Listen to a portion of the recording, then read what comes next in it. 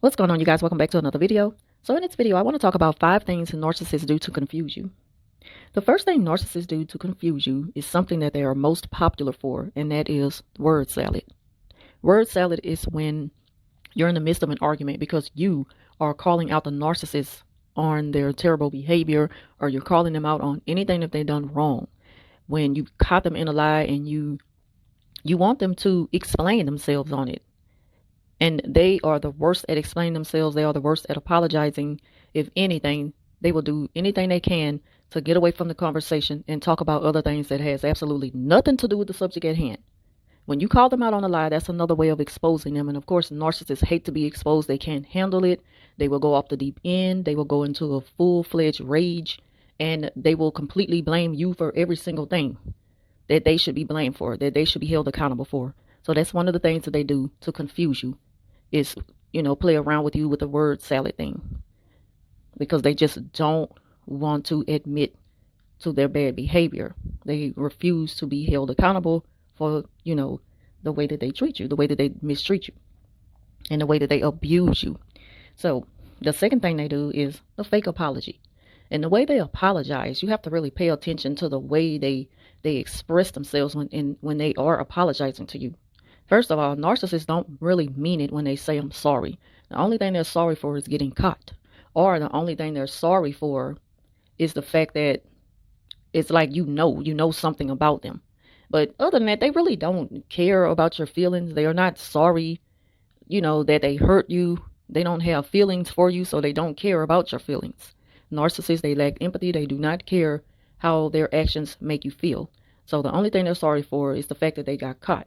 And another way they usually give an apology is by saying, if I did something that made you feel a way, or if you felt a certain way because of something I did, I apologize if it made you feel that way, because they don't really care about your feelings.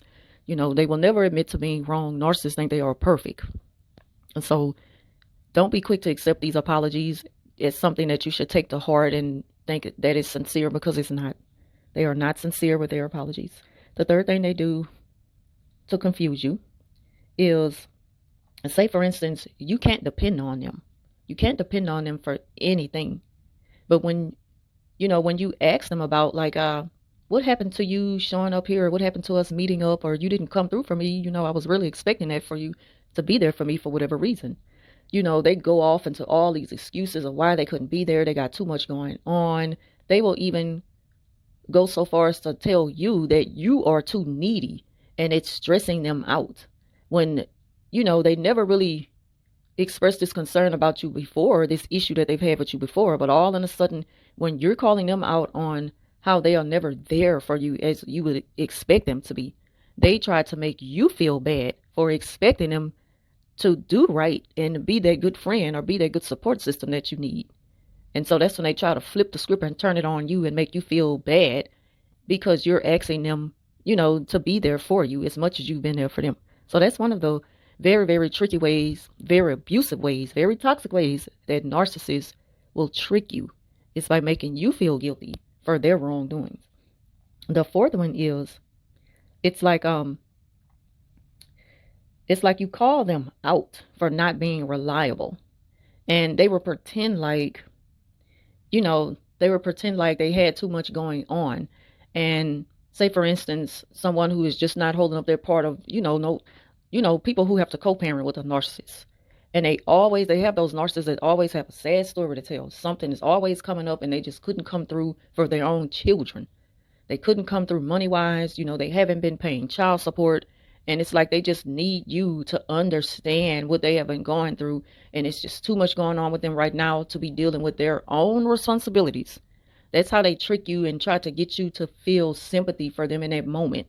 And when you do that, that is the moment that you stop chastising them and holding them accountable. And you start to excuse them and you start to give them a pass for them not being there, for them not being reliable for their own children. And so that's the way that they trick you. They like to get inside your mind and just completely take your thoughts away to a whole nother place. And the fifth way that narcissists confuse you is to make you feel bad or guilty because you went no contact. They want you to feel like you should be in a rush to hurry up and accept them back in your life again once you went no contact, just because they served you this old fake up and quick apology. They figure just because they apologize, they made everything better all of a sudden, and that you should be quick to want to take them back again.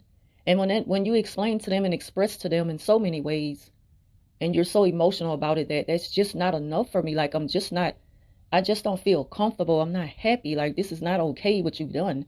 It's like it's just gonna take more. It's gonna take more. Like, what you did, it really, really hurt me. It really traumatized me. Like, this was just a whole nother level of seeing you, in a whole nother light. And it hurted me so much to the point where it scared me. And I just don't feel comfortable just jumping back into your arms again. When it comes to one of those moments that you're expressing yourself to the narcissist, they get angry and they try to make you feel bad because they've apologized, and now you're the bad person for not accepting their apology and just taking them back and just putting everything in the past. Oh, we got to get past this. You got to let that go. They like to tell you how to deal with things. They like to tell you how to deal with their abuse. They like to tell you when you should just let it go, deal with it, let it go. I apologize. We're over that. They don't want you to talk about it anymore. They want you to pretend that it never happened. They do not care about your feelings. They don't care about your emotions.